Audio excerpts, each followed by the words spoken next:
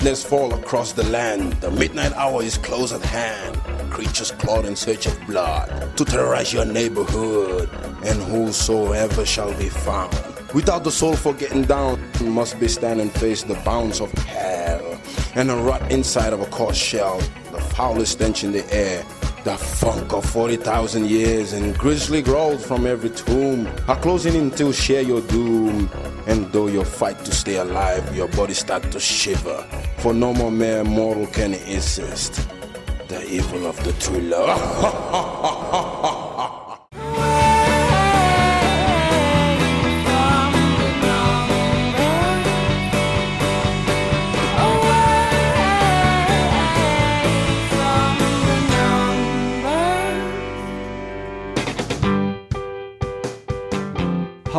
Hello, how do you do? We are the boys in white and blue, and we're back with another episode of There's Still Time, the AFTN Soccer Show, broadcasting on CITR Radio 101.9 FM from the unceded Musqueam Territory at the University of beautiful British Columbia.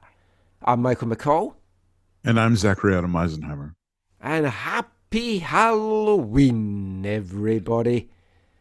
Happy anniversary, Michael and Caitlin. Oh, thank you. I know this is the kind of night I get to put the willies up, Caitlin, because it is our 20th anniversary. 20 long years is how Caitlin described it to me earlier this afternoon. She Well, yeah, we got married in the same year. Because we were, what is this 2022? Yeah, 2002. Yep, it is my World 20th Cup year. wedding anniversary. So I just want to start the show by giving a big shout out to my long suffering wife, who is a wonderful wife, letting me go and do all this nonsense. Well, I say letting me, she's glad of the time on her own, I'm pretty sure, because then she doesn't have to spend it with me. But she doesn't complain. And that's all you can ask for, really. So happy anniversary, darling, and happy Halloween as well. And of course, we kicked off the show there at the start, the music before the theme song, with the favourite thing, what I think actually probably the favourite thing that we've done in the podcast, and we've got to thank Steve for getting that arranged, which was Pamadou Ka's version of Thriller. We dig that out every couple of years, and I just think it's fantastic. Pa's just got the perfect voice for that, so we wanted to dig that out again. We'll have a slight Halloween theme running through this show as well, and we'll be talking Whitecaps. We'll be handing out our first awards of this season. We like to do our post-season awards. We're looking at the MLS playoffs. We'll be looking at the CPL Championship game, and we've got a feature interview with Whitecaps star player Ryan Gauld. So we'll get into all of that.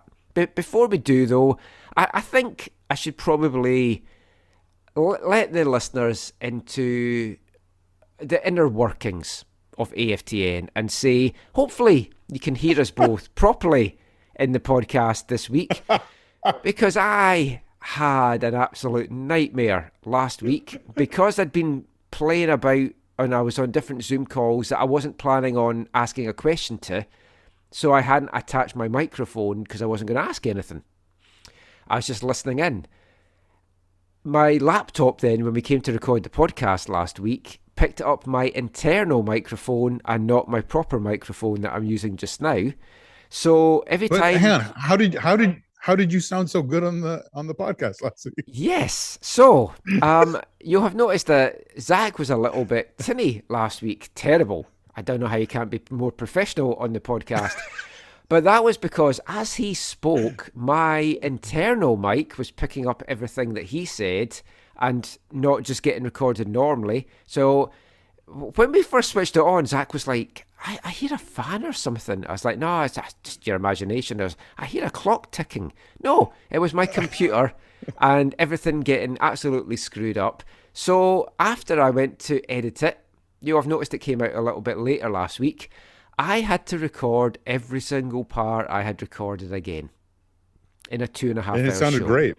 I did, yeah. It sounded great. You still sounded terrible. I don't know what was up there.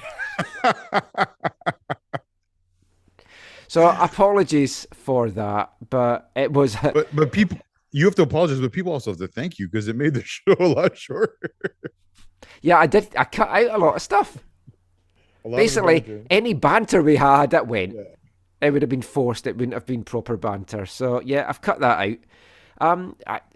When we speak to Ryan Gauld as well in this part, there's a big chunk of that's cut out. I got quite distracted because obviously when you sit down with your team's best player, designated player, and you've only got a limited time to speak to him, you do waste 5 minutes talking about dogs and the Oregon coast. Naturally. Yeah, so I cut that out. If anyone ever does want to hear it, let us know and we'll get my recommendations as to where Ryan should go when he goes down the coast. That will all make sense shortly. But let's just get into it. First of all, I'll say, unfortunately, Steve can't make the show again tonight, but he has submitted his award winners for us to go over in parts 1 and parts 2. So it is one of our favourite times of years. It's AFTN Awards season. Cue the music.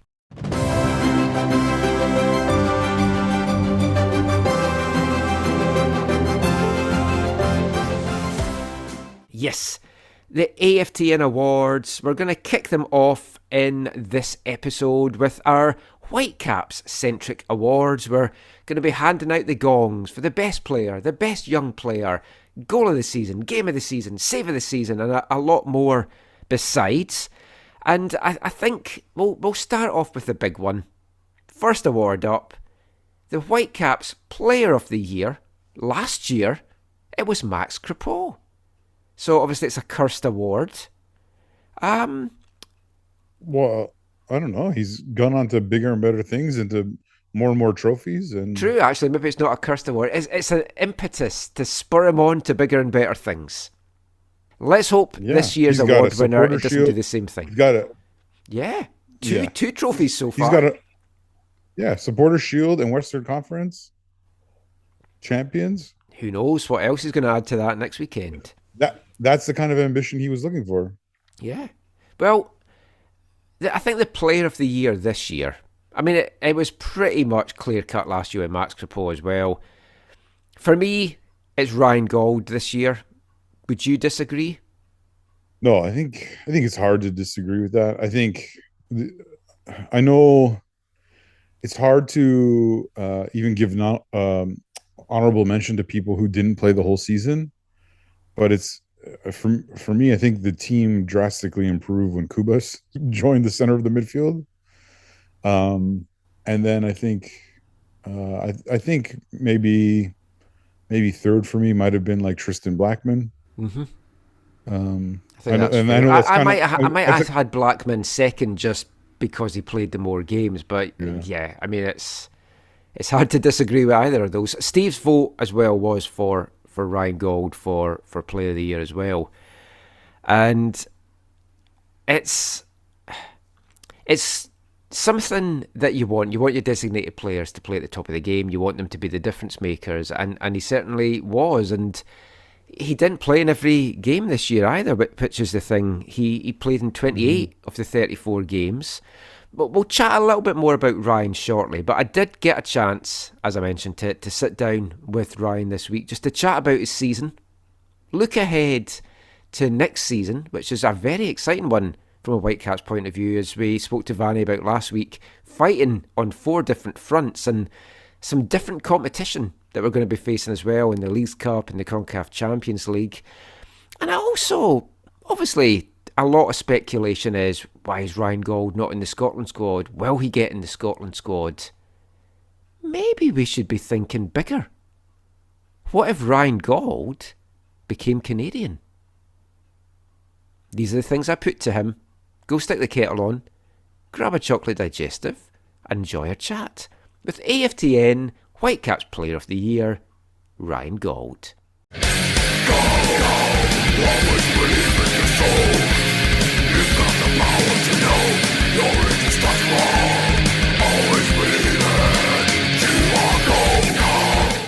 So, Ryan, thanks so much for doing this. I was just thinking how long you've been here. It's not even 15 months yet. It feels longer, because I thought you'd been here about a year. For last year? Yeah. So, because I'm thinking you've been here a season and a half, but then you've not actually been in Vancouver for that long. So How have you settled in? How have you found your first full year here and feel like home? Yeah, it does. It's a very easy place to settle down. And in football terms, I think it was quite a year of ups and downs, for myself personally and for the team. So it was like took a while to get going. After the kind of like the high we came off of last year, the way we reached the playoffs, kind of when nobody gave us a chance. Obviously the playoff game was frustrating, but there was real positivity around the place that we could go and reach that like third, fourth place this year. And then I think just the slow start kind of hampered us a lot, and we've been playing catch up a lot of the year, and injuries here and there found it pretty difficult, and we put a good run together at the end of the season, and unfortunately it was just too little too late. And but the way the season ended, it was a lot. We were all frustrated, so it's a lot of frustrating energy that we're going to use to put things right next year. Yeah, we'll get into a lot of that and just look forward as well to what's going to be an exciting 2023 by the looks of things. Most importantly, though, how has the dog settled in? Oh, they're good. Yeah, they've made themselves right at home. So they seem to be liking it. One of my dogs loves the rain, the other one hates it. So we've not actually had that bad weather this year, but no, they're both enjoying it. They like getting down to the beach and stuff. So I hear you're going on a wee trip down the Oregon coast, which is one of my favourite places in the world to go down. I'm wearing my Oregon coast hat. Yeah. So we have we're renting like a camper van, and we're gonna head down the coast for a couple of weeks. So we'll see how far we get. Down. We've not made any real plans with it. We're kind of going to be as loose as we can with it, and just if we really like a place, hang around for a couple of days and then move on to the next place and just work our way down and see how far we get down. Have you been down before? No. This will be my first time. You'll have a great time. Yeah. We're both looking forward to it. So. I won't waste our time talking about dogs as much as I really, really would like to. So, like football-wise, you seem to be really enjoying your football here. I've read interviews that you've done recently talking about that as well. I know I get pissed off when I'm talking to folk back in Scotland because they look down still on MLS and they just don't feel it's at a good level. But then you look at Scottish football, and with all respect to that, apart from the top two, I think everyone in MLS would regularly win in the Scottish Premier. So, I mean, how have you found this level? Yeah, I mean, I think it's a better league than what people back at home kind of look at it like. It used to have the reputation of a league where like you'd come to finish your career. But you see some of the signings that are happening. I mean, Bale came here to get fitness before the World Cup. Ricky Puig that went to Galaxy from Barcelona, like he must have had his pick of the clubs in Europe to go to, and he wanted to come to MLS. So I think there's still that stigma going about, but there's a lot of very good players here. Technically very good, kids that come up from South America as well. Like we've got a few that are extremely talented. So it doesn't. I think people back at home, they don't kind of manage to wrap their heads around it. I mean, how often would they watch games? Like with the hours they're on back at home, not a lot of people are going to be watching. So that's the thing. I do an East Fife podcast with some of my mates back there, and one of them he hates MLS and says, "Oh, it's a rubbish league," and like he doesn't understand why someone like you's there, and it's like, "Oh, he should come back and play in Scotland," and they won't accept the level of it. Does it piss you off that folk feel you're playing at a lower level than you could be. Not really. I mean, this is where I want to be. I love it here. My missus loves it here. So, um, we tried going back to Scotland in kind of, I think it was 2019, Oh, and when you went to Hibs. yeah, injuries happened, so I didn't play as much, and just generally living in Scotland, I wasn't happy. So, um, why would I stick around there just for the opinions of people that I don't know if they think it's better for me? Like I know what's best for me, what's best for my family, and this is where it took us. Absolutely. Talking then about this season, you touched on a lot of this stuff there, and it wasn't quite where the team wanted to be. I spoke to Vanny on Monday, and I talked about like last year's playoff game and then the Minnesota game, which was basically like a playoff game because you're playing to get in. And I asked him if it was something, maybe the mentality of the team, that in the big games that you just couldn't get it done. But he said it's not even that, it's just away games and trying to get it done away from home. Have you found that to be a real difficult or a real difference to what you're used to? Like having to travel so much and then be at your top levels on the pitch? I don't think it comes down to the travel and stuff, because we're traveling on chartered planes. We're in and out of places, and like the majority of the flights are like 3 hours. It's nothing drastic. It's like we've proved in the home games when we need to win that we're capable of winning. Look at the Galaxy, Seattle, Austin games, especially at home. Really good performances when we needed them. And just it's the away games. I mean, we've been poor away from home this year, and you see now, like if we just picked up one or two more results away from home, then it would have been enough to reach the playoffs. But like, we're not saying we need to go and win every game away from home, but we need to be more consistent in getting the results, and getting good performances to build on and build the confidence and prove to ourselves that we're capable of going to these places and getting the results. And it's such a weird league because you're playing in so many different environments. We spoke about that at the end of last season, like playing down in the Texas heat and the altitude and everything. Yeah. For you yourself, obviously the start of the season wasn't how you wanted it to go. You had a couple of concussions. That must have been a scary time, though, to have two in quick succession like that. Were you starting to wonder what was happening? Yeah, I mean, it's something I've not experienced before. I don't think I'd even had one concussion before, and then two in quite quick succession. But I had to just take my time with it, make sure I was feeling good, go through all the league's protocols and stuff, and then when I felt good, I returned, and then I've had no problems since. So it was a bit of a strange time, dealing with that kind of things. Like you're not right.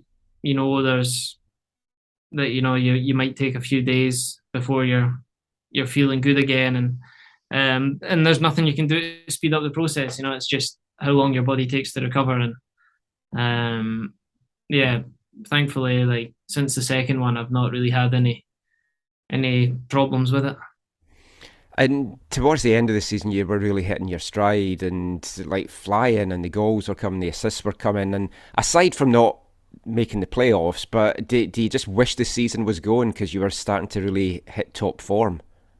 Yeah, I feel like it took me until halfway through the season before I started getting into a rhythm and getting consecutive 90 minutes under my belt. So it was frustrating that it took that long for me to kind of start putting in what I would look at as good performances. I don't think in the first half of the season I had not even two games where I would look back and say, yeah, I played well. So I'm glad I managed to turn it around in the second half of the season, but now my focus is on making sure that next year it's from the first game of the season that I need to be at the levels I was reaching at the end of the season, and that's going to come from a good preseason. I need to make sure that I'm coming into the season fit, and it's not going to take me 10 games to get up to speed. That's also going to help with preventing injuries and stuff. So, it's all down to me and how I go about my off season and my preseason to, hopefully determine how the season's going to start for me. Now, the big success on the pitch was obviously winning the Canadian Championship. I know you were involved with Deportivo Aves when they were Portugal Cup champions, but I also know you didn't play in the semi and the final. Did you get a Cup winners medal for that run? I did, yeah. I played in every game up until the semi final. After we won the quarter final on penalties, like 2 weeks later, the manager was sacked and a new manager came in, and we didn't really see eye to eye. So I only played a handful of minutes with him, and then unfortunately for me, it was the semi final and the final. I was left out of all 3 games. So I still did get the medal, but not being able to be a huge part of it in the biggest games was frustrating. So I was glad to be able to play the 90 minutes this year and help the team to help us all to achieve that. And but winning that, it's obviously now unlocked a lot of stuff for the club. And like next year, fighting on 4 fronts, you've got MLS, you've got the Canadian Championship again, but you've also now got the CONCACAF Champions League, you've got this Leagues Cup that's going to be in the summer as well. As a player, that must be exciting, because I know you've not played European club competitions like Europa League and stuff. Yeah. So this is our best equivalent, and now you've got 2 bites at the cherry next year. It must be exciting. Yeah, it's exciting, to get the two new tournaments that obviously I've not played in. A lot of the boys haven't played in, so everyone's really looking forward to it. And it's going to feel more like a European season with a number of games we'll hopefully have to play. Hopefully we can progress in the Champions League, the Canadian Championship again, and I think the Leagues Cup were guaranteed 3 games. I think. Yeah, I think so. It could be like a 40 to 45 game season, which is, it's good. It's what the boys want to do. We all want to be playing. We don't want to be, waiting, missing weekends, having weekends without games and stuff. We want to be playing all the time. So, it's going to be an interesting year. Dealing with 4 kind of tournaments at the same, 4 competitions at the same time is going to be interesting. There'll be a lot of rotation and stuff, and everyone's going to need to make sure they're ready because everyone will be called upon at some point. And different opposition as well, or hopefully mostly different opposition. I know you can get drawn with MLS clubs in the League Cup, but you're guaranteed probably a Mexican team in the Champions League. Who knows where you could end up playing as well. So yeah, we played a Mexican team in pre-season in San Diego last year. I mean, I think they just started their season. It was one of our first games of pre-season, so they were a step ahead in fitness, but it kind of gave us a look into what we're going to come up against, and it's very good players, technically really, really good players. So it's going to be a good experience for all of us. We're all looking forward to it, and we're not just going to go there just satisfied to be in the competition. Obviously, we're going to want to win games and progress as far as we can. A recent interview that I read in one of the papers back in Scotland, you were talking about you're happy having the stability, and your long-term or your immediate short-term to medium-term future, you're just looking at Vancouver. It's as a player where there was so much speculation as to where you were going to go before you ended up coming here, it must just be refreshing now that you can just concentrate on your football. Yeah, absolutely. I mean, there's not a lot of times in my career so far in the 9 or 10 years I've been playing where, a season ends and a lot of the time I have no idea where I'm going to be come a month's time, 2 months' time. So it's been really good for us to, finish the season. We can plan our holidays, getting back to Scotland, and we know we're going to be back here, which is it kind of relaxes you on some level, like not having to worry about relocating and packing up a house, moving places. It's nice to be able to just completely not worry about anything during the off season, go and enjoy ourselves, and come back refreshed and ready to go. And I know whenever I speak to anyone about Whitecaps and they hear I'm Scottish and then they talk about you, and I'm fed up folk asking me why is Ryan not in the Scotland setup. I know you get constantly asked this, and I won't dwell on it too much because I read what you said recently. But you can apply for citizenship here by the end of your contract. You could be playing for Canada at the 2026 World Cup. Would you look at that? I mean, you can never say never. I've not actually thought about it, but who knows? Like, who knows what's going to happen in the future? So, I'm just, personally, I'm not looking at that. I'm not looking at, forcing my way into the Scotland setup. If it happens, it happens. If not, like, we'll see where that is in 3 years, and what will be will be. Good attitude. Anyway, thank you so much for your time, Ryan. So you're heading back to Scotland for Christmas? For Christmas and New Year, yeah. And also with to look at wedding venues and stuff. So but to give ourselves an extra week or 10 days or something to go and get that sorted. So congratulations. Anyway, have a great time. Enjoy down the coast. Thank you very much. When you come back next year, I'll see what you thought about it all, because I'd love to hear your thoughts on it. Yeah. There's so many, if you're a coffee person, there's so many little coffee shacks and huts that you can just drive in and stop that's off. That's what we've heard, and that's one of the things we're looking forward to. So have a great time. Good luck with the off season and everything, and I'll talk to you next year. Take care. Cheers, mate.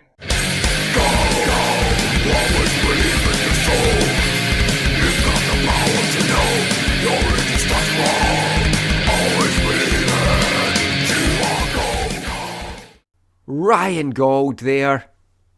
Future Canadian international, Zach? I've put the idea in his head now.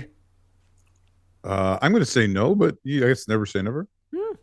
That's what Ryan said. But, I mean, yeah, you heard there that Ryan, he doesn't actually feel that he had that good a season. For him, it was a season of up and downs.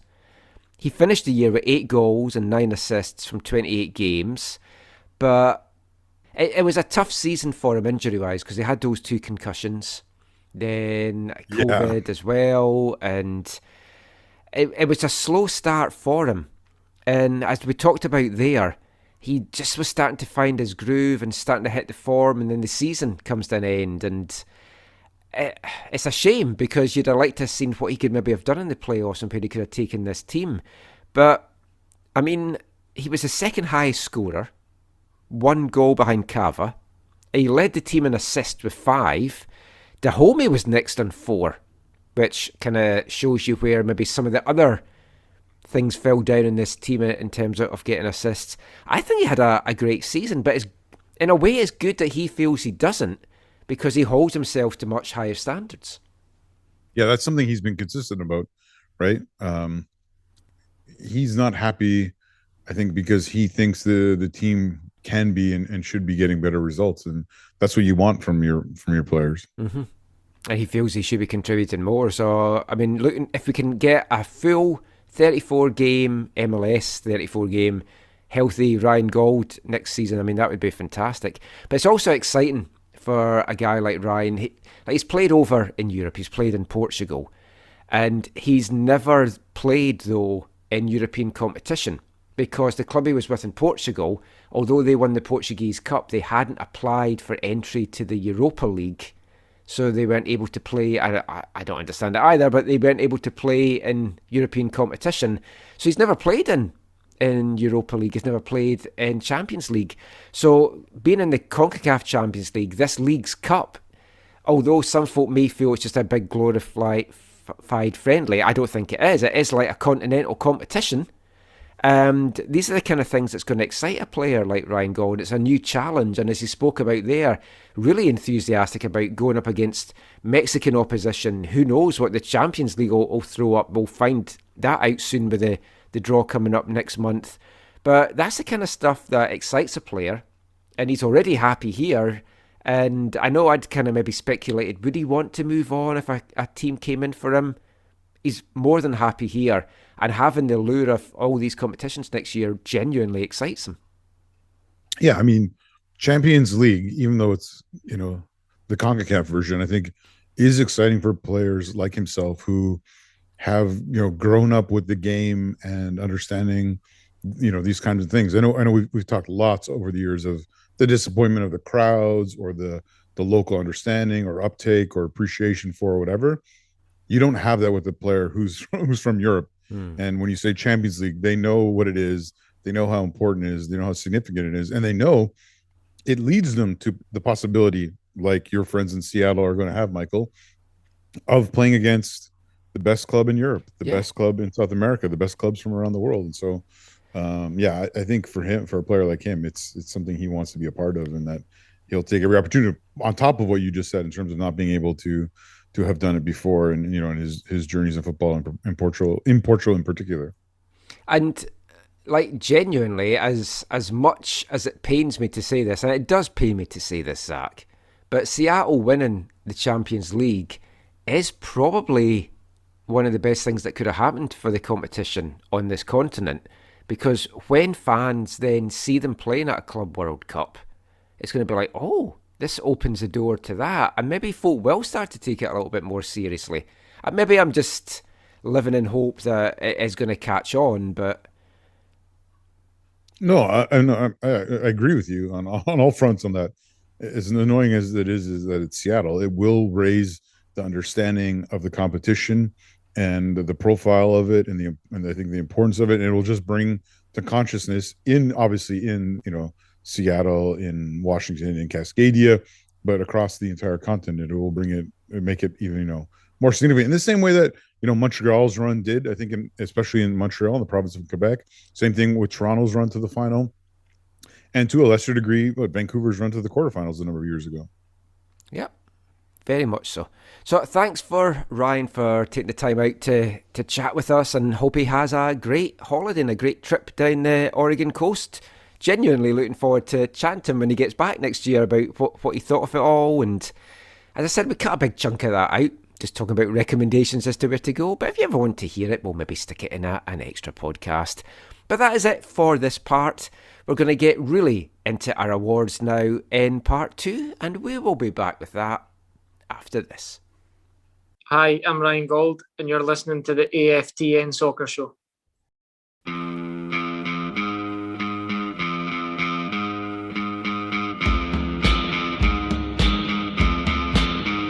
Drink my blood, fall in love, chew my cud, mess my head, cross my heart, molten lead, read my palm, give me some black candy.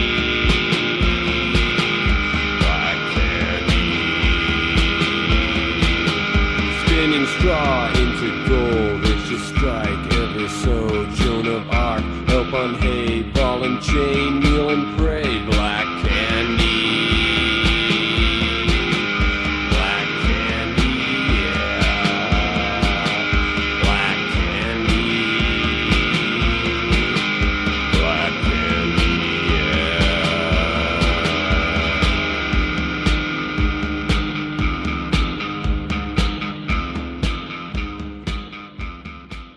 Welcome back to the AFTN Soccer Show on CITR Radio 101.9 FM. And kicking off this part is the final song from our Artist of the Month for October here at AFTN from Olympia in Washington State, US of A, Beat Happening. And that was their song Black Candy, the title track from their 1989 third album. And I thought Black Candy kind of ties in with Halloween. Zach's shoving a black candy in his mouth just now. What kind of candy was that? It looked like a kind of fruit pastel-esque kind of thing, or a wine gum. Yeah, but no, like a chewy something or other. Today's a carb day. Ah, that's why you've been shoving all this stuff in your mouth while we've been chatting. I have been wondering. Mm-hmm. I was like, wow, he's hungry. He's got the munchies or something. But yeah, black candy. I haven't candy. eaten dinner. I haven't eaten dinner either. Oh. We'll try and get through these quick for you. I mean, it is 11 o'clock at night, but there we go. So Beat Happening there with Black Candy. A couple of other songs that I could have picked from them to tie in with Halloween. There was a song called Bewitched. There was Grave Diggers Blues, and a couple of other ones as well. But I went with Black Candy. Never been a fan of black candy. I always prefer the orange ones or the strawberry or the lime ones. But to each their own. We'll be moving on to a new Artist of the Month next month. I'm torn between two bands for next month. One, a band that I love that I've never seen live, and they've just reformed for some gigs over in the UK, Prolapse. And I'd love them to come back over here. That is not going to happen. Or the other band I might have is Suede, who I am going to see this week on Thursday. They were meant to be at the P&E Forum, but you couldn't sell all your tickets, and it's been moved to the Commodore, which is a bit concerning because it's a double bill with Manic Street Preachers. So two massive UK bands, at least from the 90s. I guess they maybe don't have huge fan bases over here in the 2020s. So the Commodore might be kind of full. I'm thinking it's going to be full. If it's not full, then that's pretty bad for two big bands. The new Suede album is absolutely fantastic. I've been playing it non-stop in the car this week. So, yeah, might have them as Artist of the Month. We'll see how the concert goes. And if I enjoy it, we'll have Suede for next month. But let's get into the rest of our Whitecaps AFTN awards for this part. And as I said, Steve has given us his suggestions for it. So we'll each start with a nomination for each of these categories. So, Zach, let's start with you for this one. We're going to hand out the award next for Whitecaps Young Player of the Year. Last year, it was Diber Caicedo. I'm starting to think our awards could be jinxes. Max left. Diber got an injury that ruled him out for the season. Who's your Young Player of the Year? And the criteria for this is 23-ish or under. Could be a player from the first team, the second team, the academy, whatever you really choose. You can set your own criteria for this. Now I can't say what I was going to say. Was it going to be Ali Adnan? No. Oh, no, that's another good shot. I was going to say, people would take this obviously extremely wrong, but I was going to say Russell Tiber, man. Does he age? He's like the same. He looks like the same as when he first got here. No, okay, not quite that young, but he's very. He does have a very interesting portrait of himself in the attic. Sorry, what now? Oh, you're not into your classic literature? Huh? Dorian Gray? The picture of Dorian Gray by Oscar Wilde? Oh, yeah, no. Okay. Let's just move on. I'm too highbrow, obviously, for you for this. As I said, it's 11 o'clock at night. No, I think I know who you're going to pick for this. So, who do you consider like a young player that is most of the Whitecaps team? Are it's they a very really young team? No, but they're in their early, like, okay, so one player is like a Ryan Raposo, but I don't think of him as being young. I feel like he's been here for like forever, right? So then you're left with like, I did say 23-ish or under. That was the criteria. No, I know. Then you're left with like Beecher and Ahmed and whatever, Well, if it helps, I'll tell you who Steve went for. He went with Pedro Vite. Yeah, I've already told you that I don't think he was good enough this year, and it's concerning that what his motivation for his better performances was, which the whole idea of trying to get into the Ecuador squad, which again, I would say that's probably not his only motivation, but it was one of the motivations. No. It might have just got a little bit blown out. We might have added some arms and legs to this. It might be lost in translation or whatever, but like, I don't think he would want that. I don't think you would want that public, personally. I don't know, but so maybe I'm misunderstanding what he was saying, or I don't know all his other motivations. But I don't know. I see his performances through that lens, and it's hard for me not to have that impacted for me. So yeah, I wouldn't say Vite. Well, I mean, he's just turned 20. No, I know he's young. Oh, don't get me wrong. I know he's young. How old does Raposo fit, or is he too actually old? Yeah, well, I mean, he's 23 in May, so I mean, I said 23-ish or under, so he does fit. I'll say Raposo then. Okay. I've gone with a player that's not on the MLS squad, but did play on the MLS team, which is Ali Ahmed. And I know... See, for me... So what were you going to say? No, for me, it's just the lack of contribution to the first team. Like, I know he made some big contributions, but there's too few. Like, the sample size is too small. But I'm not just looking at it from his first team. No, I know. I'm looking at in the whole Whitecaps organisation, because he did make 2 sub appearances for the first team. 54 minutes was his total. In WFC 2, he made 15 appearances and he led the team on 5 assists. So for me, I've kind of combined all that, and I've gone with Ali for that. And he's not as young as I think either, because he's like 22. He's 22, right? Yeah. Yeah. Okay.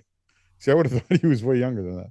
I was a bit surprised as well, because I was like, how old is he again? I was like, oh, he's 22, because he made the move from Toronto, and when he came into the program with the development team, I know Vanny was very high on him because Vanny was in charge of the team at the time. And when we spoke to Ali earlier this year, he credits Vanny so much with just his development and continued development. I'll be absolutely stunned if he does not get an MLS deal. And I'm pretty sure he's going to be on the first team squad. And I'm looking forward to seeing what he can do, because I like my fullbacks to add assists. I always say that. I like that attacking edge, like your YP Lee that can just go forward but also can add assists. Gressel can add assists if he's playing fullback or wingback.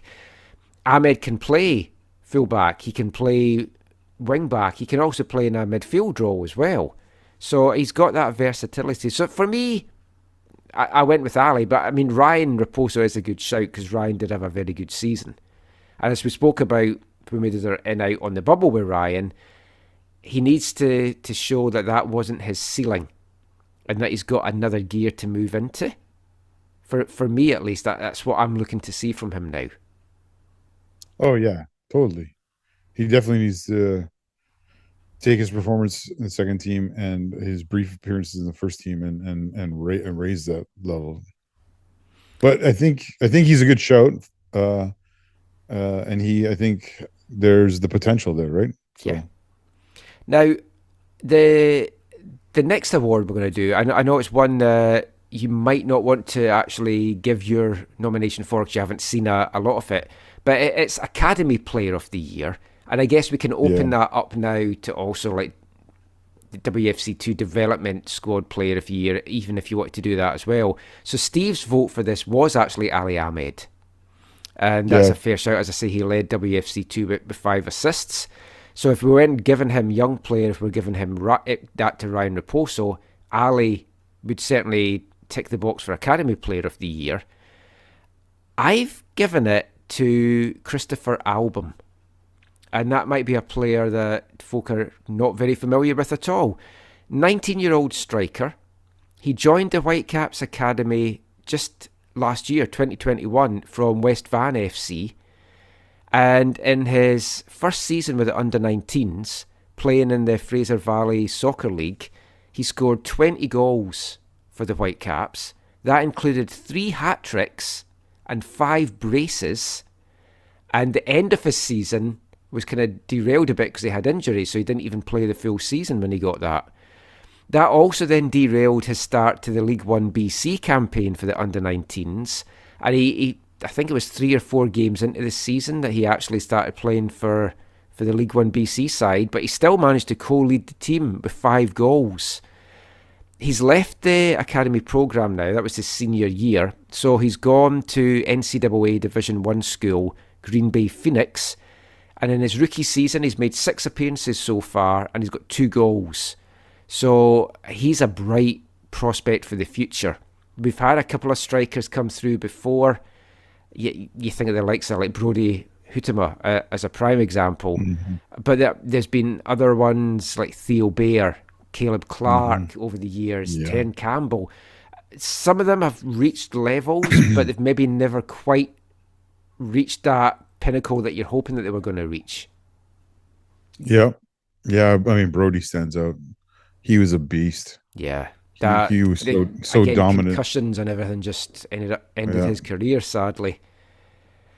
But I mean, he was so dominant when he was playing in the academy. It's always tough to take that next jump. So I'm really curious to see how Chris does in NCAA, and also if he comes back in the summer and plays League One BC again. So I mean, he got my vote, but I mean, I could see a good case for also giving it to Ali if we were giving Ryan the Young Player of the Year.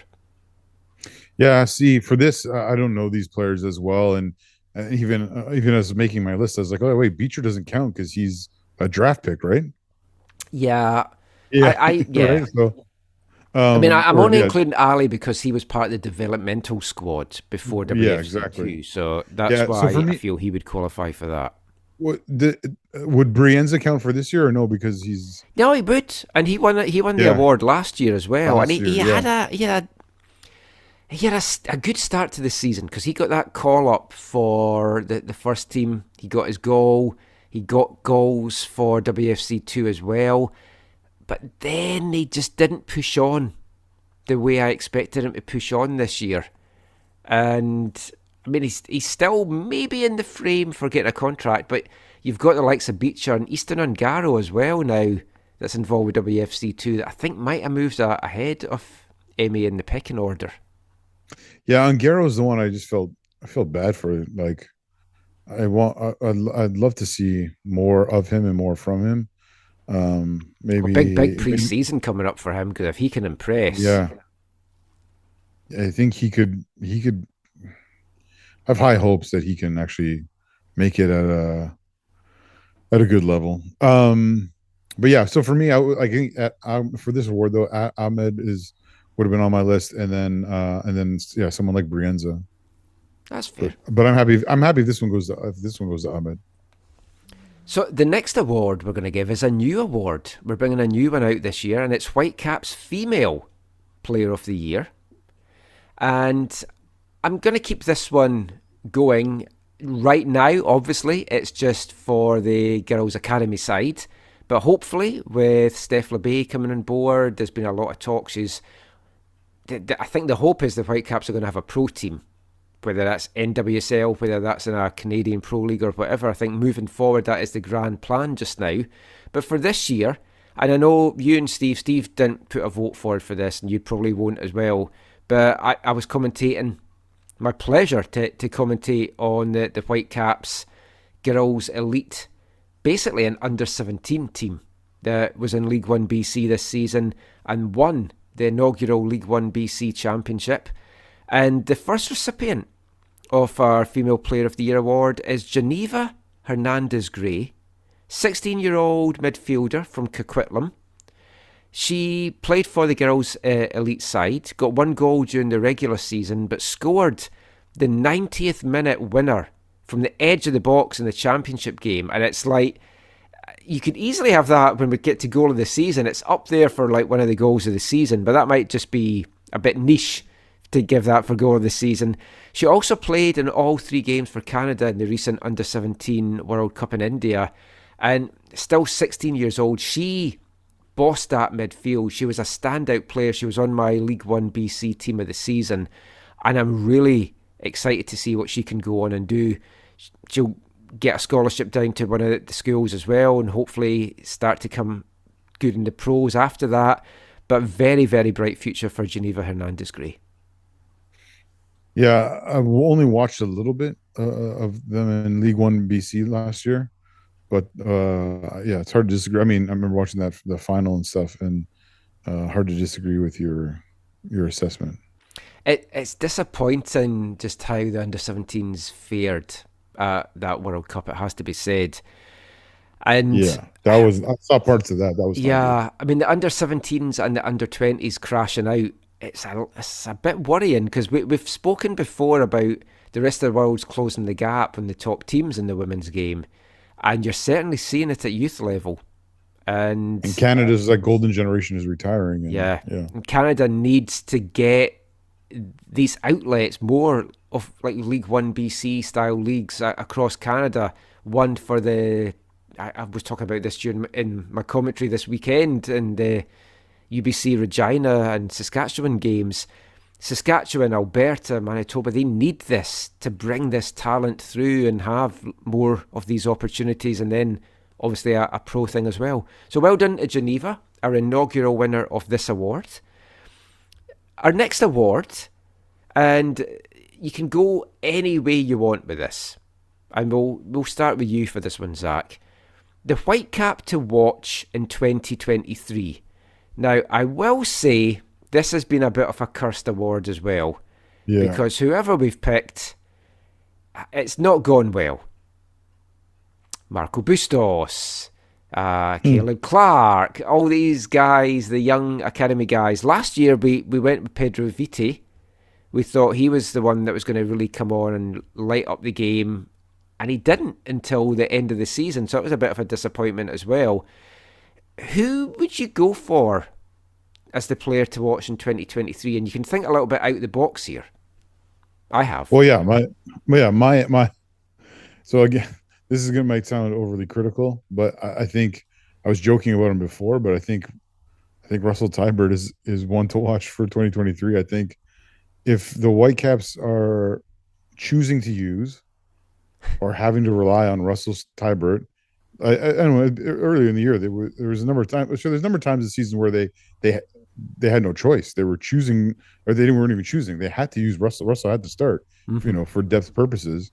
So it wasn't always first choice necessarily. It was needs must or whatever. But I think in 2023, the amount they choose to or have to use him in a starting role, I think really will go a long way to determining their season. I think the more they have to rely on him, or the more they choose to rely on him, the more difficult it might be for them to achieve their goals. And again, I don't say that, like I've said on the podcast before, to be mean or negative towards Russell. I love Russell as a person. I think he's done great things for the club on and off the field. I enjoy him as a person, but I think that if he's starting in 2023, it's probably not the greatest thing for the club as a whole in terms of the results on the pitch. That's very fair. Steve's player to watch was Simon Beecher. He feels that he's going to get an MLS first team deal and build on the success that he's had with WFC2 and the brief spell that we saw of him in that call-up as well. The ones I would have said that are more traditional would be like, my heart would say like Easton and Garo, and then I would maybe, even though I kind of criticized him earlier, I think a Pedro Vite is a significant one as well. If they're going to keep him and try and get the form out of him that they got in the second half of the year or the end of the season, the final third or quarter of the season. If he can bring that form for a whole season, which is what I was expecting from him this year when we voted him last year, I mean, he would definitely be up there. Here's who's won this award for us. Going back to 2011, Caleb Clark, Ben Fisk, Sam Arakugbe, Marco Bustos won it 2 years, 2014, 2015. Nice. Alphonso Davies, we've got a good eye for talent, in 2016. Then David Norman won it in 2017 and 18. Nice. 2019, Jasser Kamiri. Yeah. And 2020, Christian Dahomey. 2021, Pedro Vite. Maybe this is just cursed awards, as I said, because it's like all those academy guys that we picked, which is then why I changed to Jasser Kamiri and then Dahomey and Vite. It's like, let's just steer away from the academy guys because it's clearly the kiss of death for them. I know he's not an academy guy. I'm why we didn't say on Garo, and why I have a little bit of concern over Steve's choice of Beecher, because I find it hard to believe that he's going to get a contract, or even if he does, maybe out of going to preseason camp or whatever. Depending on what happens with Cavallini, I find it hard to see him getting the minutes he would need to really be an impact player or make an impact or kind of be deserving of this an award. See, for me, in that regard, I think we're looking at three players, and maybe a couple of surprises we don't know about, but three players battling for that last depth striker position, and it's Beecher, Ongaro and Toss Ricketts. I think you only have one of those on the roster. Mm. And it's like, do you go for the guy in Toss that's done it?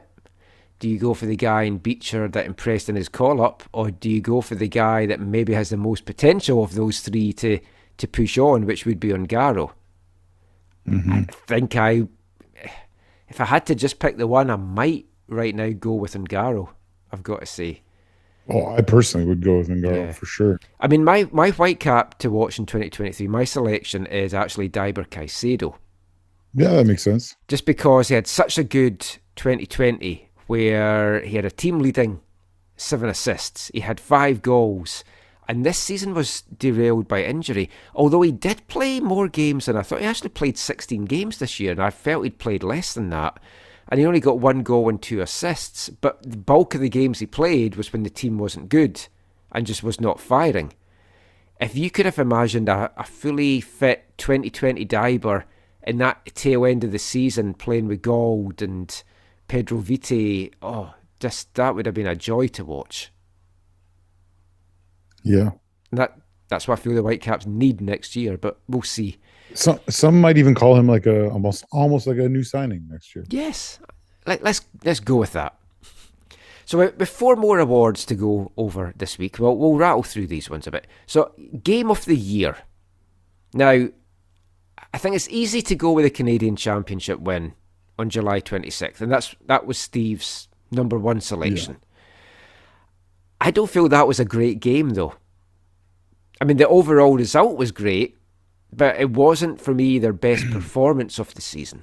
Are you the guy who says you'll take the 1-0 victories to get the results? And was there a bigger result in the campaign than that one? Yeah, I agree with all that. Yep. I mean, in many ways, it is the game of the year. But I still have a feeling that you're going to go for a smellier option of your beating your good friends. I went with the Seattle win, yes. That 2-1 win, because I described that first half as a performance of the ages. And I think it was the best half of football we've seen from the Whitecaps in many a year. That's fair.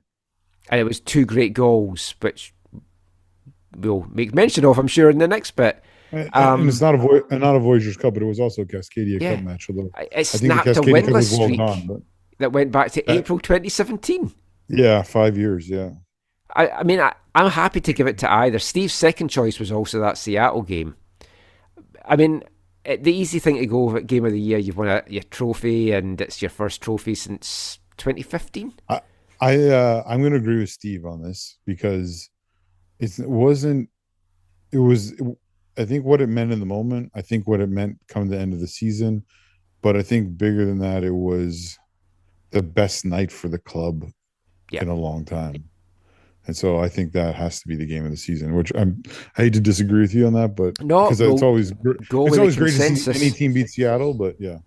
I mean, that's what you want to do. You want to go with the consensus. That's why we've got the 3 of us doing this. And it's the Voyageurs Cup, baby. Yeah. I mean, when you're looking at that game, I think that's, if you said to the fans, what's your highlight of the season? The vast majority is going to have picked that game. Oh, yeah. And for me, it shapes my perspective on these next couple of awards as well. Yeah. Goal of the Year. You can start this one. I'm just going to say Brian White scored that goal in that game, right? Yes. In the Voyageurs Cup, yeah. For me, it's not the most beautiful goal of the year for sure, but it's the most important. And I see that's an interesting one. Steve's goal of the year was the second against Seattle, Gressel's thunderbolt from the edge of the box. Oh, yeah. Yeah, see, it looks good from some angles, but not others. Yeah, because Fry got a hand on it. Yeah, exactly. And I think Fry should have stopped it. I think he should have, especially when you see it from the one angle. But it looks nice from the other angle. Looks not bad. I'm very, very torn with this award, and I actually threw it out on Twitter tonight just to see what some of the listeners and readers thought, and they came up with suggestions that didn't make it easier for me as well, because it was the ones I was thinking about. So TJR88 said Gressel versus Seattle, he thinks, But his best goal was Blackman scoring the penalty kick to win the cup. He said, I never felt better all year as I did after that goal, going back to what we were just saying about Game of the Year. And yeah, I mean, I totally get that. I get you saying as well with the white goal.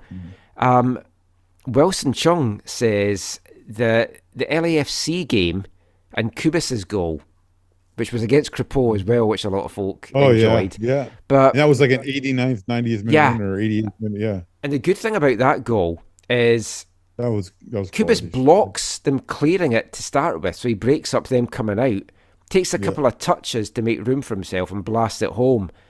That was also an absolutely fantastic goal. Yeah. I liked the first goal against Seattle, which was Pedro Vite's goal, because it was a good team goal. And there was, I think, 5 players in the build-up and some good play by Ryan Gauld to get it across. I've always, when we've voted for these, I've always kind of liked to go for kind of team goals more than just the Galazzos. But yeah, I mean, there's a free kick as well that Diber had, but it was a good free kick, but I think there was better goals than that. So I think there's a good case to be made for all those. Let's have some listeners' thoughts on that as well. Get in touch, let us know what you think your goal of the season is, because I don't think there's a clear-cut contender this year. I think you can make a case for a few of those. Yeah, it's a very subjective thing, and yeah, as is the next category, which is save of the year. I think we can give it to Cody Cropper. Yeah, because all the saves that came to mind for me are Cody Cropper saves. Yeah. Steve went for one of his saves against RSL. I went for one of his saves against RSL. For me, it's remind me if I'm wrong. He made a save in the penalty shootout, right? Yeah.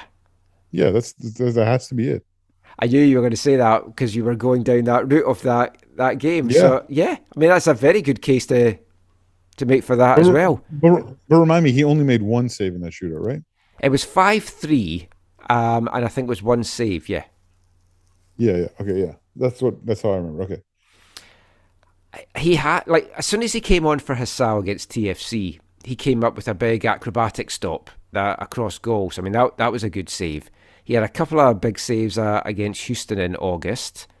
I think it would have been easy to have given him the award for the double save that he had against RSL in that 2-1 win on June 4th.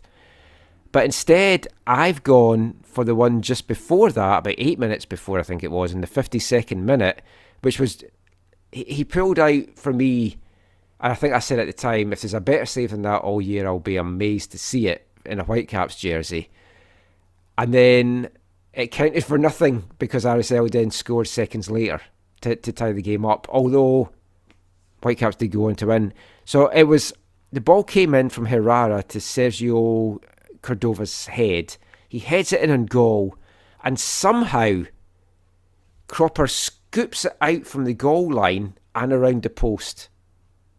Mm-hmm. Huge acrobatic save. So for me, that's the one that I've gone for save of the year. Yeah, that's fair. So which one is it going to be? I think I'll go with that one because I think Paul Dolan, a goalkeeper, said at the time he felt it was the best save he's ever seen from the Whitecaps in the MLS era. Right. Okay. Yeah, I remember that. Yeah. So I think if Paul Dolan says that, we can give him the casting vote. But let us know your thoughts on that as well, dear listeners. As we move to the last award for this week, we'll have our more fun awards coming up in future shows as well. The Unsung Hero Award. And the Whitecaps do this, and it's voted on the Unsung Hero. And I've actually gone for the same player that the Whitecaps went for. And Steve, first of all, will give his one. He went for Tristan Blackman. He just feels that he maybe didn't get quite the love that his play deserved from a number of quarters. We both had him in our top 3 for Player of the Year. Yeah. I think that's a good shout from Steve. I've gone with... I like that. I've gone with Toss. Yeah, I mean... 4 goals, 1 assist, 431 minutes, just 2 starts. I mean, that's a pretty good output. And I think for him, that's only looking at the on the field stuff, right? There's all the off the field stuff. I mean, he won which is a couple different kind of awards. conversation. Yeah. But yeah. But I mean, I think those are the two prime candidates, really, Blackman and Toussaint. Mm-hmm. Yeah. Yeah, Blackman's like kind of not unfashionable, but like, yeah, he doesn't get a lot of hype, and he's a defender, and defense isn't appreciated in our culture. Well, yeah. Also, when you've got a minus 17 goal difference, it's kind of hard to pick defenders. I mean, you can bring awards. up the stats if you want to, Mike. Yeah, but we're away from the numbers. It's okay. We won't do that. But yeah, who do you think your unsung hero would be? Again, let us know with that. But yeah, no. So I was going to say, Toss. It's probably got to be Toss. I think that's a fair. I like the Blackman. Gave it to him as well. But that is it for our part 1 of our awards. We'll be back, maybe not next week because we've got some special stuff lined up for next week. Maybe we will have some of them next week. Special stuff. Yes, I'll come to that in the next part. But yeah, let us know your thoughts on any of those. If you disagree, if you've got your own suggestions, we'd love to hear them. AFTN Canada on Twitter, aftncanada@hotmail.com if you're not on Elon Musk's new toy. We'll turn our attention to the playoff action and the championship action that's been going on this weekend in the next part, and we'll be back with that after an old favourite that we play every Halloween. I'm David Edgar, and you're listening to the AFTN Soccer Show.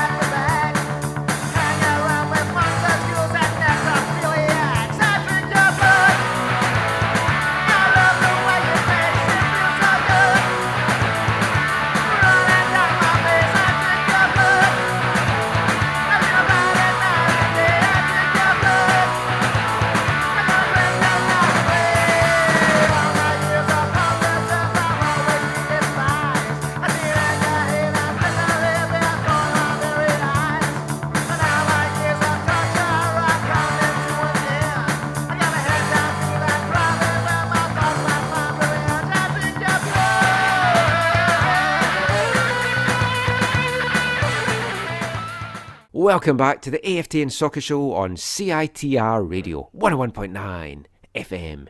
And kicking off this part, yes, it's my friend's band from Scotland, Marcus Carcass. I know him as Mark. 13 Tombs, former Artist of the Month. I drink your blood. But anyway, let's get back to the football chat. And we're going to kick things off looking at the MLS playoffs. The MLS Cup is set for next weekend, and I think it's the matchup, Zach, that we probably wanted. It's LAFC, Philadelphia Union. For me, it's the two best teams. It's the two conference champions. That's quite rare in MLS days that we get that. It is. And I think it's going to be the way better cup final than if you had an NYC side going to LA, just trying to bunker and hit on the counter-attack for 90 minutes. Austin could have been fun, but yeah, in the East. Yeah, that would have been fun as well, but yeah. Do we want to say a big well done to Mark DeSantis and Max Krippel? Of course. Just annoy our listeners some more.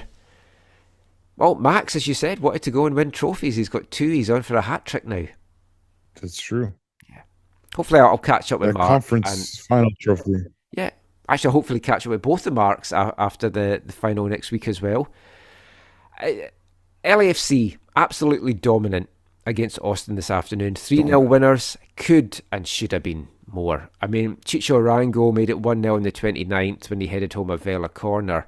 But that first half, it was constant LAFC pressure. But I mean, Austin were still in it. And they survived, they bent, they didn't break. But just past the hour mark, a deflection. Oh, Put Maxi LAFC. Rudy. I mean, so tough for them. It was yeah. game over, really, by that point. But what do you think of the penalty that wasn't given? Diego Fagundes. So it's 2-0 to LAFC. Fagundes goes down in the box. It's not given. Referee's called over for a video review. I'm watching it and I'm like, oh, yeah, that's going to get given. But he didn't give it. Didn't think it was clear and obvious. Did you think it was a penalty? It would be interesting, I know, away from the numbers and all that. It would be really interesting to see how many times in MLS, comparative to Bundesliga or Premier League or World Cup or Euros or whatever, that a referee gets called over to look at, and in this case, a penalty, and says, "No, I'm good. I got it right." It feels like there's more in MLS, and I know it does. I know that. These are individual things, and obviously for the referee they feel it's the right call. But I wonder, if it's, I wonder if it's just the referees here have bigger egos, or they have to prove themselves right, or I don't know what. But yeah, there's been this feels like another one of the calls this year that you're just like, I don't understand how they went the way they went.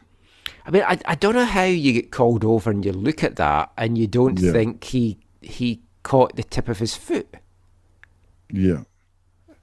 And it could have been the game changer, because then it's 2-1 and Austin's just going to throw everything at them, and when they're just chasing one goal, then it's a lot easier for them. But the deal was sealed. Opoku, 9 minutes to go, made it 3-0. LAFC also got a goal chopped off after that as well. I think rightly so, but it was a job well done by LAFC. And we now know that they're going to play Philadelphia, who, it was a game that, we were talking about this before we started recording, from the early in the first half, it felt, this is 0-0 written all over it, because NYC are just, they're trying to play spoilers and get to penalties, or at best hit on the counter and I see what happens. And they did hit on the counter, and they went ahead in the second half. And I was like, this is going to be tough for Philly now, because I think it was, from all the games that New York City have gone ahead in, they'd only lost 2 all season. And it was something like from 19 games. So I thought, it's going to be NYC, they're going to go on and do it now. But Philly came storming back and came away with a 3-1 win. Yeah, I was concerned when Maxi put him in the lead. Well taken goal. And good celebration, and but good on Philadelphia for sticking to it, knowing their quality, knowing their class, trusting their coach's plan. Happy for them. Well, and as they would say, doop. Yes. If we're talking about game-changing moments, what about that save from Andre Blake? Yeah, I mean, he is quite quality, in MLS, the cream of the crop. As we talked about last week, as Jim Curtin said, you invest in your goalkeepers. It's the most crucial part of the team.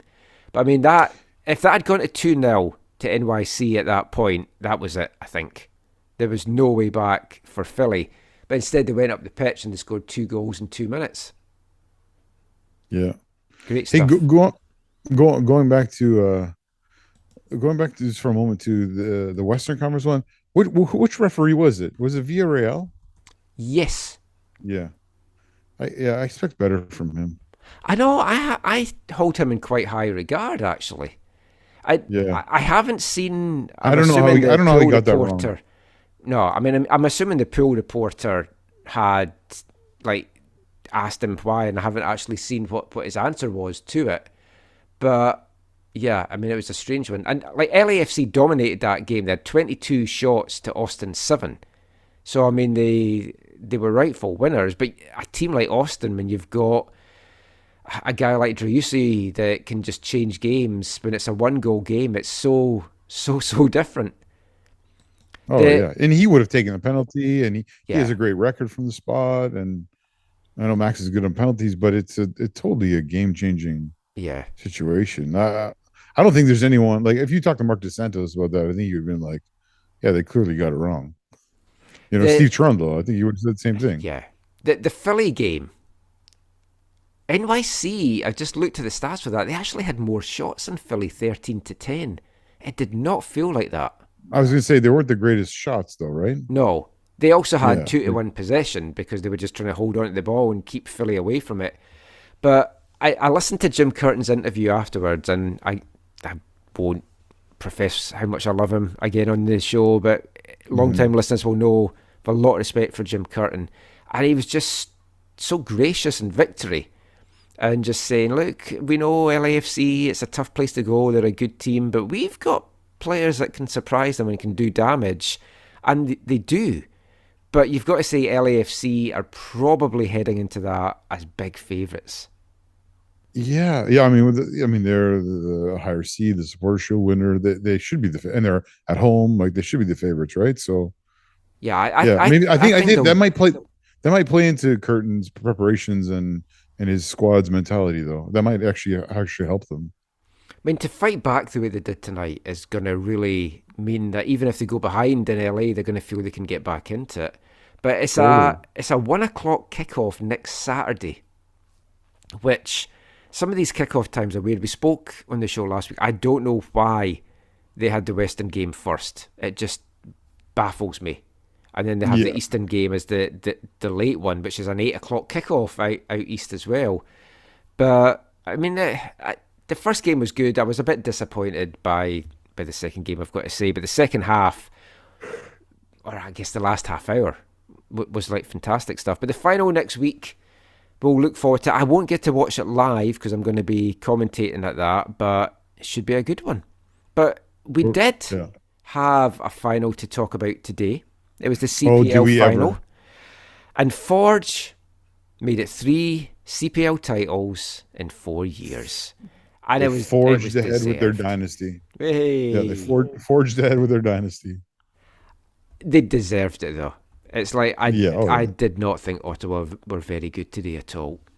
They weren't, and as much as I wanted them to win, you can't begrudge Forge.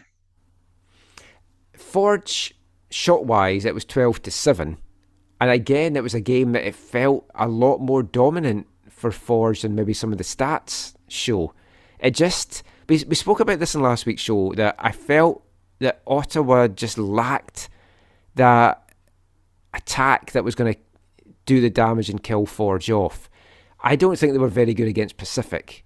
And they struck when it mattered, and they got some killer goals when it really mattered late on. And that's what got them over the line.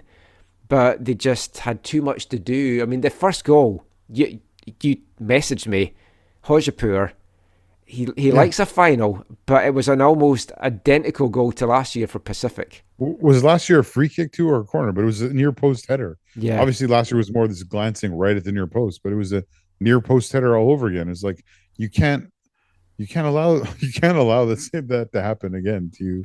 Not to you, but like when you know he's done in the past. Like you got to mark better, or you got to be more aware, or who knows? Who knows if they didn't, take that into consideration when they were, looking at this game, or like in preparation. But I mean, Ottawa were right in it until the 79th minute, but it was a good crowd. 19,000, I think you said it was about. Oh, well, I heard before the game it was 19,000 had been sold, so I think it would have been at least that. Now I forget what the stadium capacity is, but again, it doesn't always look great. It doesn't always translate great on TV, but I think I haven't been in that stadium since they've renewed it. I don't think, because last time I was there was the Under 20 World Cup in 2007 for a quarterfinal between Argentina and Mexico, when the only goal was scored by Angel Di Maria, I believe. And so they've done a lot of, it's been upgraded quite nicely since then. But I've not made it through there yet. I want to get to every stadium at some point, and again, I'd hope to go to that final, but commentary work and hosting matches unfortunately took that away. That's why I was hoping it was going to be maybe Pacific or Cavalry that hosted. I could have squeezed it in somehow. Yeah. But, I mean, Ottawa never really got that crowd. I mean, they raised them a little bit, but they never fully got them behind them. And then when David Chaunier, a great goal in many ways. Yeah, he did so well. The footwork he showed in the box to make room to get that shot off, all absolutely fantastic. Great finish. I do feel Ingham should have done better on it, though. Yeah, To I get agree with you. beat that way Good, across your goal, tough. there was some good team passing in the build up. The like you said, the footwork was outstanding. The shot from from the attacking team side is good, but yeah, I think you'll feel as a keeper that wasn't. You wouldn't want to get beat like that. No. That was lights out then. Forge had done it. And Did you find it? I found it weird that they subbed off their best player and the freshly announced MVP of the league when they were only down 2 goals and there was still whatever it was 10 minutes or 8 minutes left in the play. Like I found that strange. yeah, maybe he had a knock that we don't know about, but you said it was a weird sub, and it's like I didn't get it either. Well, it's like waving a white flag. Yeah, I mean, you've got to just think maybe they thought nothing's coming off for him. Let's just try and get some fresh ideas out there. I don't know, but for Forge, it's a dynasty. They'll make documentaries on One Soccer about this team. I mean, no one's going to watch them because it's on One Soccer. But, I mean, they will make those documentaries, and probably many, many of them, because it's obviously an Ontario-based team. Oh, my. Now, you mentioned the CPL awards, so we'll just rattle through who did get it. We said who we thought would have got it. Marco Carducci won Keeper of the Year, so I was pleased to see that. He tied with Tristan Henry with 10 clean sheets, let in just 25 goals in his 24 games, and that included missing the first 3 games of the season, and of course overcame cancer this year as well. Yeah, how much do you think, like, not to take away from his on-the-field performances, but how much do you think his story and his comeback and all that he went through played into him getting this award? I genuinely think it will have. Yeah. But not taking anything away from him, he had a good year, and he's a great keeper, and he deserves it. Yeah. The Defender of the Year was Forge's Alexander Ashinyote Johnson. The Swede was a rock at the back for Forge this year, and Forge had the stingiest defence. How many years has he been there now? Is it 2 or 3 years? No, all 4. He's been there all years? Yeah. Oh, man. Okay, how did I forget that? Okay. I remember from the Island Games. Yeah, he's a guy that's just like part of the fabric now with Forge. Yeah. Under 21 Player of the Year was Valor's Sean Ray. 5 goals, 9 assists. I don't want to say he carried Valor, but he was a very key performer for them, and it's so young. He's got a very bright future ahead. The question now, as we've seen this with other Valor players, is can Valor keep hold of him, or is he going to get poached? That is a good question. Ollie Bassett from Ottawa, Player of the Year, and Carlos Gonzalez. Hollywood. I like that. Carlos Gonzalez, Coach of the Year, so no questions there. I saw some folk think it should have been Bobby Smirniotis, but yeah, he won it today, but this was all done before that. You can't not have given it to Carlos Gonzalez for turning the worst team last year to the first team this year. Fully deserved.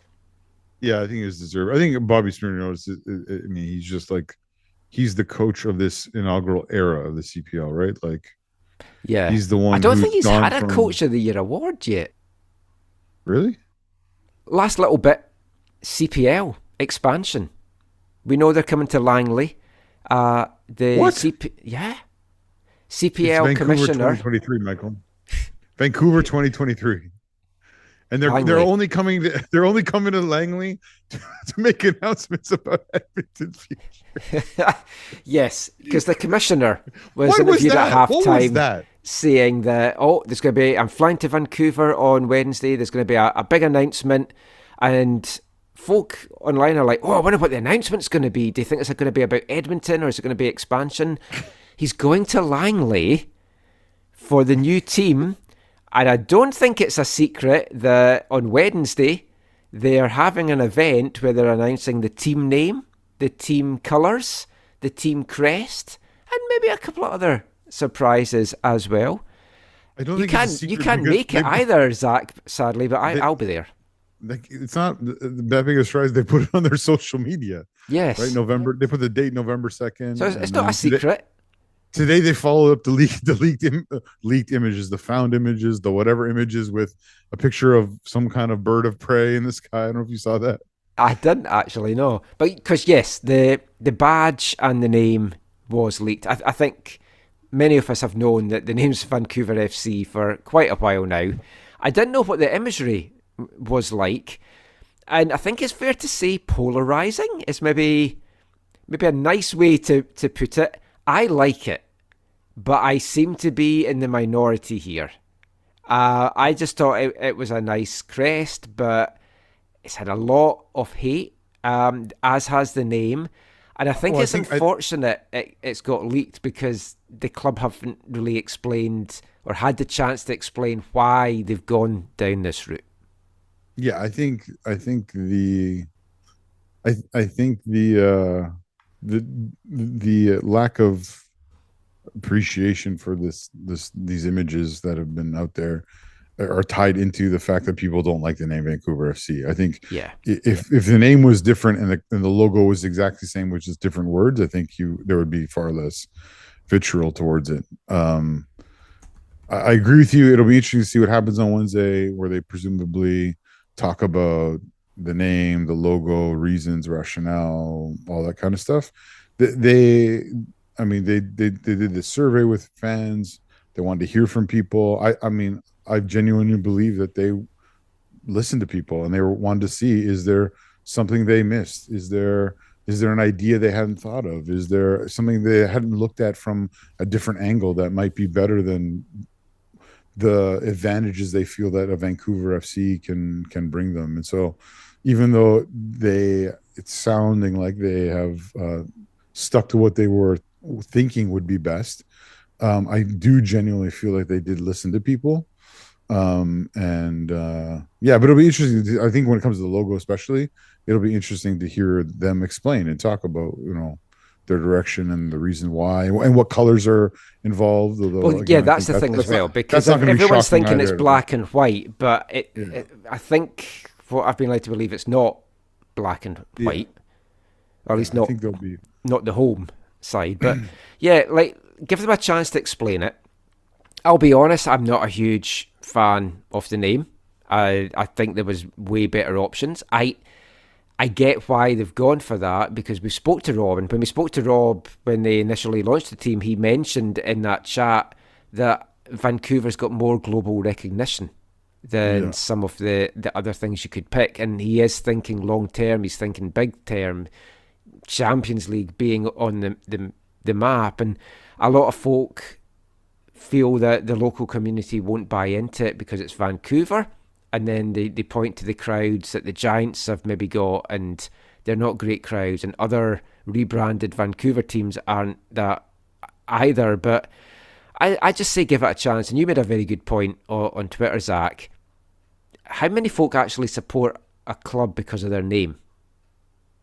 It's the culture, the identity, and your sense of belonging to that club, I think, is the most important thing. I'm just thankful we're recording this, and you said I made a very good point on Twitter. Oh yeah, I'll cut that out obviously in the edit. You'll cut that out. Okay. Yeah. But no, yeah,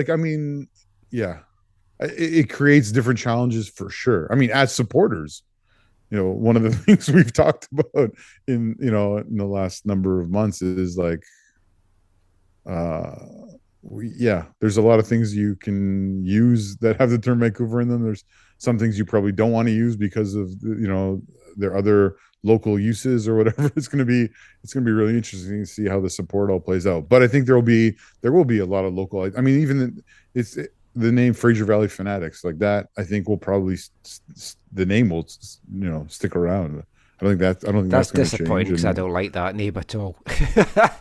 I just don't like the Fanatics. I just don't like the Fanatics part of it. Oh, I like it. It just sounds weird. That's the best part of it. The Fraser Valley for me was the best part. Oh no, in Europe, Fanatics, it's kind of like some of the more passionate supporters. Yeah, I don't know. But I then just think fanatical, like some. Oh, he's a crazy In a good way. fanatical. I say Yeah. I don't Oh. have good connotations of that name though. That's the only thing. But also here, I think for people, it's synonymous with fans, right? It's like the fans is the short version of that. As Everywhere. long as your first tifo is somebody flicking the V's, I'll be happy. Are you talking about the first BC derby? Oh, or the first Vancouver derby? Yeah, that would be good. Any I think- BC derby I think would be good. If that happens, man, can you imagine the first Vancouver Voyageurs Cup derby? Like it was fun being in Victoria, but can you imagine at 6,000 to 8,000 seat stadium in Langley filled with It'll be the most chaos. passionate people? Yeah, that will be a lot of fun. I'll make sure I stay Football Violence Awareness Month for the month of that. I joke. But that is it for our football chat. We are going to finish with this week's wavelength, and it isn't Football Violence Awareness Month. This month we've been playing songs about footballers, so I'm going to round off our football tunes this month with a song from 2003 it's by a band, but it's not really a band, but they're called A Love Supreme, which is actually the Sunderland fanzine name, and it appeared on an album of Mackem songs back in 2003, and it's about one of their heroes, and it's a very well-known terracing song that was turned into more of a disco tune. This is Niall Quinn's Disco Pants.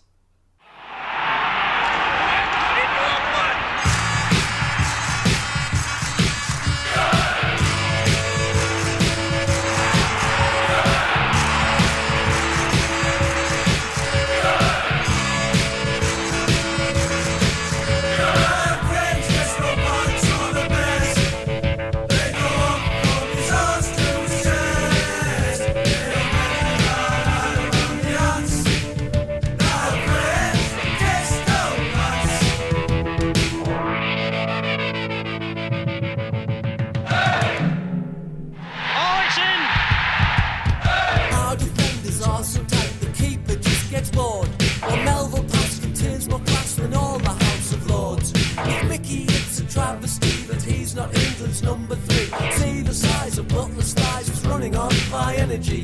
Solid granite, 3 feet thick, is softer than Chris Macon. Surviving man with sorrow and sin to save our Danish bacon. Now French, there's no pants on the best. They go up from his house to his chest. On the axe.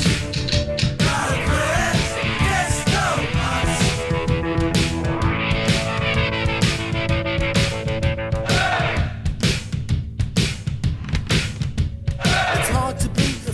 Team that plays with a magician, and Alan Johnson's cast his magic spell on this division. Lee Clark is a Mackem, talking with his feet. We look through Alex Ray-Ban, so we're just too cool to beat. It's plain to see that Summerby could outwit Aristotle, and all the Samsons you could drink would fill up all his bottle.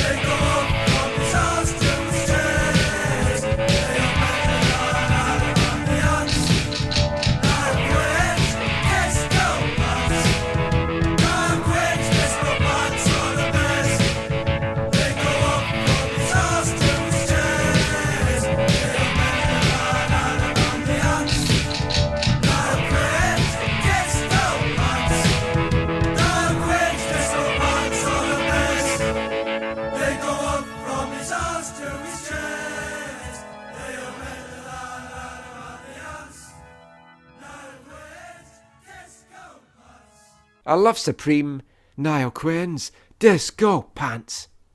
You can maybe adopt that for the Fraser Valley fanatics. There you go. Yeah. But that is it for the show. We'll get this wrapped up before Zach falls asleep in his chair. It's been a long day for Zach. We've tried to stifle the yawns. Hopefully we haven't had you yawning as you're listening to this. What's your final thoughts for this week, Zach? Anything you want to say? Any goodbyes? Kind of like last week, I forgot what I was going to say. I had something all lined up, but I'll just say congratulations to Forge for winning their third North Star Shield, and they got to improve that trophy.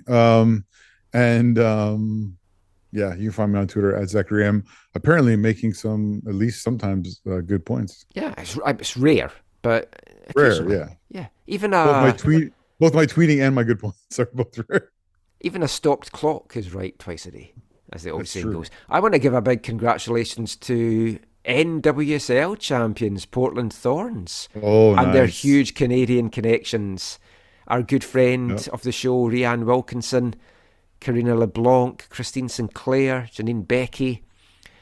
Sinclair got a bit of stick from the commentators. They did not feel that she should have started the game because they just didn't feel she had the legs or the fitness anymore to have that kind of pressing game. But the Thorns won, so what do the commentators know? Yeah. We talked about this a week or so ago. Interesting to see what's happening in Portland. I haven't followed it up since. We were chatting about this during the week. The fans were attempting a potential buyout, which realistically, with MLS, NWSL clubs and the money involved, is not going to happen. Fans alone, but they want to get as much of a share in the club as they can, and all supportive of that. Is Poulsen going to actually sell? I know he's sort of stepped away. He basically has indicated that he's going to hand it over to Better Guardians, is how I took it. Yeah. Maybe he doesn't mean by selling. Handing it over to Better Guardians and owning. Yeah, exactly. Which I don't think they'll stand for. I mean, they got Wilkinson out, man. They got Wilkinson out. Like, how long? No, yeah, sorry. Yeah, just to clarify. Like, how long they've been trying to get him out for years. Like, even the year they won the MLS Cup, they had Gavinson Wilkinson out tifo in the playoff run that they got in a ton. They had a ton of goodwill destroyed over that because they believed in standing up. Actually wasn't even just it was Wilkinson and Poulsen out at the time, even over different issues. But yeah, I think it's yeah. I watched the documentary on that. There's an ESPN it's called E60 or whatever that was on TSN. I need to send you a couple of documentaries because I wanted to talk about it for our TVOD section before you go away because it's World Cup related, which you might find interesting as well for you going. You should watch it, Michael. I'm way behind in all these documentaries I've got to watch. It's quite disturbing, and some of it I knew and some of it I didn't know, and some of it's about different types of issues within the coaching and ranks in NWSL and whatever. But yeah, it's not been a good time there. I'll leave our NWSL talk with this little quote. Rhian Wilkinson was asked afterwards, after winning the NWSL as her first year as head coach, how does President of Canada Soccer sound to her? And her reply was, terrible.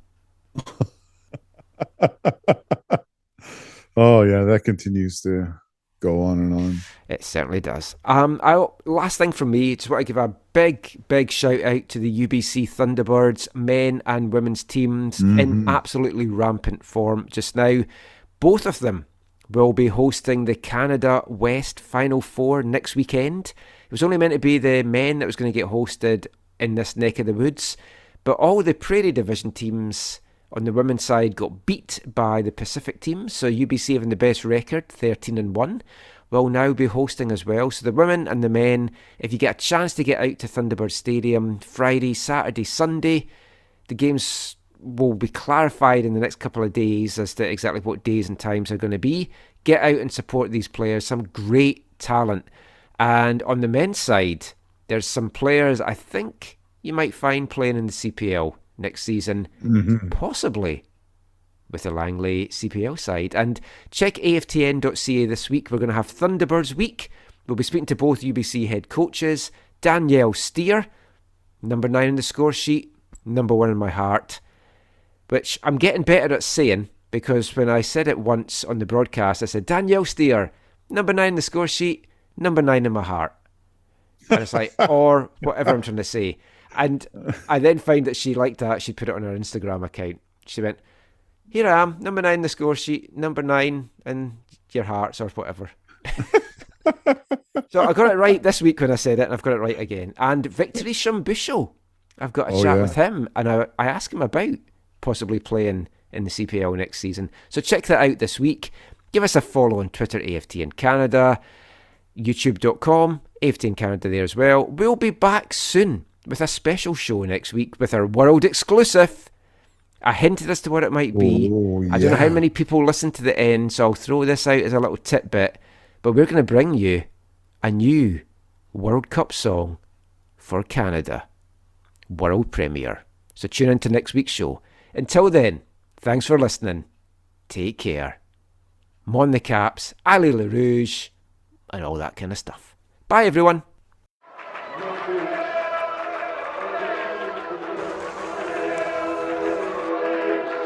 Going to your first match is an experience you never forget.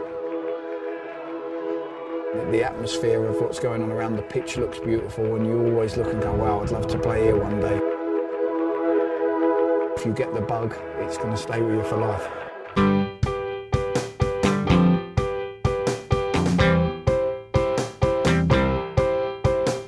10 minutes left. Yeah, but there's still some time. It's not the final score. We need more than the numbers we're given. Show us you live and breathe the game. You're more than a name. That's what we came for. We can bring you more than the score. Every story. Let's take this thing off of the field into the real world, away from the numbers, away from the